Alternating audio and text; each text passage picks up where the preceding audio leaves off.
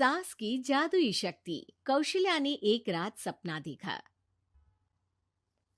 कौशल्या राजपूत, तुमने किए हैं जीवन में अच्छे अच्छे कर्म, इसलिए अब से जब तुम चाहो गायब हो सकती हो, जिसके लिए तुमको सिर्फ चुटकी बजानी होगी और चुटकी बजाते ही तुम गायब। बस एक बात का ध्यान रखना, जहां तुमने कोई गलत काम किया तुमसे ये शक्ति वापस ले ली जाएगी। कौशल्या की नींद टूट जाती है। ये कैसा सपना था? गायब हो जाऊंगी मतलब? हे भगवान, कंबल ओढ़ के सो जाती हूँ, सपना कंबल के अंदर नहीं घुस पाएगा। कौशल्या डर के मारे कंबल ओढ़ के सो जाती है। सुबह कौशल्या मंदिर जाने लगती है। अरे बहू, जल्दी चल, भिखारियों को खाना भी तो खिलाना है। हाँ माँ जी, अभी आई। आज तो खीर और पूरी बने हैं, सब खुश हो जाएंगे। दोनों सास बहू कार से खाने का सामान लेकर मंदिर पहुंचते हैं और भगवान की आराधना के बाद मंदिर के बाहर बैठे भिखारियों को खाना खिलाने लगते हैं। दीदी, आप हर हफ्ते आते हो, इतना सारा करते हो हम लोगों के लिए। मैं आपके लिए रोज अलग से दुआ मांगता हूँ। ये तो फर्ज है हमारा। दीदी, थोड़ी पैसों की मदद हो जाती तो अच्छा होता। बड़े चौराहे पे मेरी बीवी भीख मांगती है, उसका इलाज करवाना है, 100-200 रुपए लग जाएंगे। कौशल्या उसी वक्त भिखारी को 500 का नोट दे देती है और दोनों सास बहू वहां से लौटने लगती हैं। तभी कौशल्या को कोई शंका होती है। अब बहू रुक, तो मैं अभी आई। कौशल्या वापस वहीं जाती है तो देखती है कि भिखारी वहां है ही नहीं। कौशल्या को रात का सपना याद आता है।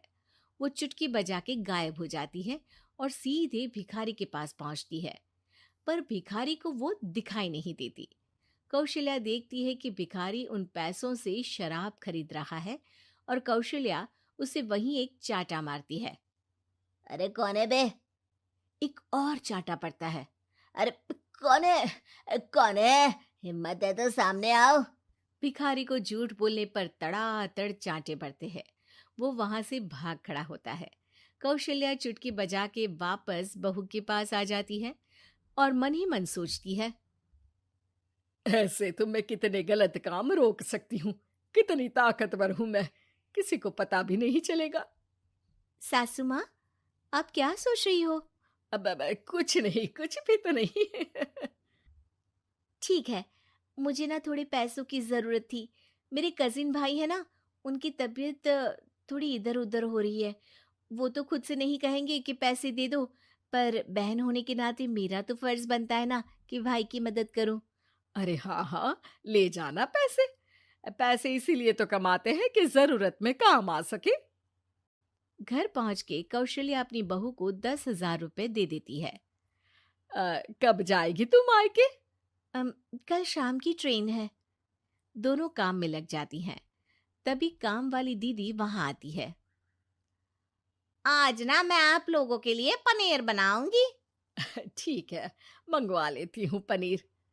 पड़ोस की दुकान वाला पनीर दे जाता है और काम वाली बाई पनीर से रेसिपी बनाने लगती है। आज अपनी सुपर पावर काम वाली बाई पे ट्राई करती हूँ, देखूं तो सही किचन में करती क्या है ये। सास चुटकी बजा के गायब हो जाती है और किचन में पहुंचती है। बाई को खबर भी नहीं है कि कौशल्या भी किचन में ही है। आज तो मैं भी पनीर की सब्जी बनाऊंगी रात को अपने घर, और थोड़ा सा घी भी रख लेती हूँ। वैसे भी कौशल्या बुढ़िया खा खा के मोटी हो गई है। कौशल्या बाई की चोरी पकड़ लेती है और गुस्से में बाई की चोटी ऊपर उठा देती है। बाई को समझ भी नहीं आता कि उसकी चोटी खड़ी कैसे होगी। वो डर के मारे चीख पड़ती है। बहू भागते हुए किचन में आती है। अरे क्या हुआ? ये तुम्हारी चोटी खड़ी कैसे है? करंट लग गया है क्या? पता नहीं, शायद किचन में ना भूत है। बाई वहां से भाग खड़ी होती है और कौशल्या चुटकी बजा के अपने कमरे में टीवी देखने लगती है। बहू वहां जाती है। माँ जी, किचन में ना भूत है, बाई भाग गई। अरे भागने देना, भूत का तो पता नहीं, किचन में चोर जरूर था और वो थी अपनी काम वाली। अच्छा हुआ चली गई। बहू को कुछ समझ नहीं आया। उसने किचन में जो देखा उसके सदमे में जो थी वो अभी तक। अगले दिन बहू अपने मायके के लिए निकल जाती है। कहीं भिखारी और काम वाली की तरह बहू भी तो मुझे धोखा नहीं दे रही। अरे कहीं वो पैसे ले जाके शॉपिंग तो नहीं करने वाली ना। अभी पता लगाती हूँ। मुझसे कुछ छिपा है भला। जैसे भगवान सब देख रहा है वैसे ही मैं भी सब देख रही हूँ। सास को अपनी शक्ति पर घमंड आ गया था। वो अब अच्छे काम करने की जगह अपनी शक्ति का इस्तेमाल खुद का शक मिटाने के लिए कर रही थी। वो चुटकी बजाती ही बहू के मायके चली जाती है। भैया, आपने बताया क्यों नहीं कि इतनी तबीयत खराब है? अरे तेरी सास बूढ़ी हो गई है, इतना भला काम करती है, उनकी मदद कौन करता है? यहाँ तो और भी लोग हैं ना। भैया, मेरे पास कुछ पैसे हैं, आप दूसरे डॉक्टर को दिखा दीजिए ना।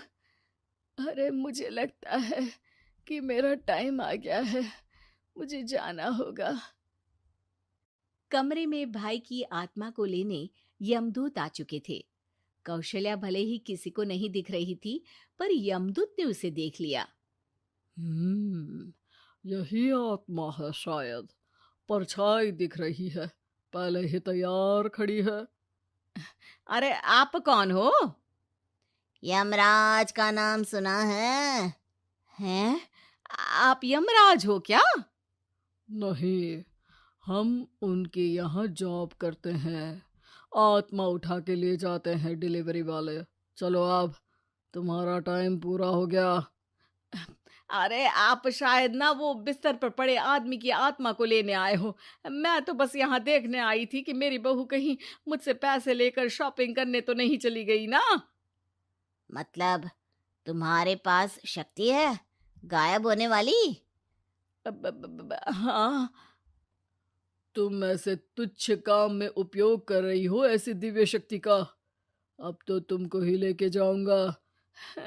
अरे नहीं नहीं, कल मुझे किटी पार्टी में भी तो जाना है। अब नरक में ही करना किटी पार्टी। नहीं नहीं नहीं। 3 बार नहीं क्यों बोल रही हो? टीवी सीरियल चल रहा है क्या एकता कपूर का? अरे प्लीज मुझे जाने दो। आप तो उस बीमार आदमी की आत्मा को लेने आए थे ना। गलत डिलीवरी करोगे तो यमराज डांटेगा ना। बात तो सही कर रही हो, पर हमको उस पे दया आ गई। अभी उसकी उम्र ही क्या है, पर कुछ तो लेके जाना पड़ेगा ना। एक काम करो, अपनी शक्ति दे दो, गायब होने वाली। हैं? अरे क्यों? तुम पृथ्वीलोक का भ्रष्टाचार रोक सकती थी, चोरी रोक सकती थी, अरे कोरोना रोक सकती थी, पर तुमने अपनी बहू की जासूसी करना शुरू कर दिया। अरे लेकिन किंतु परंतु। यमदूत सास की शक्ति लेके वापस चले जाते हैं। कौशल्या की परछाई हवा से नीचे गिरती है और जमीन पे आते आते कौशल्या का शरीर सामने आ जाता है।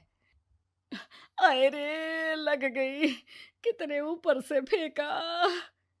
माँ जी, आप यहाँ ऊपर से कैसे गिरी? अरे समधन जी, आप अचानक कमरे में।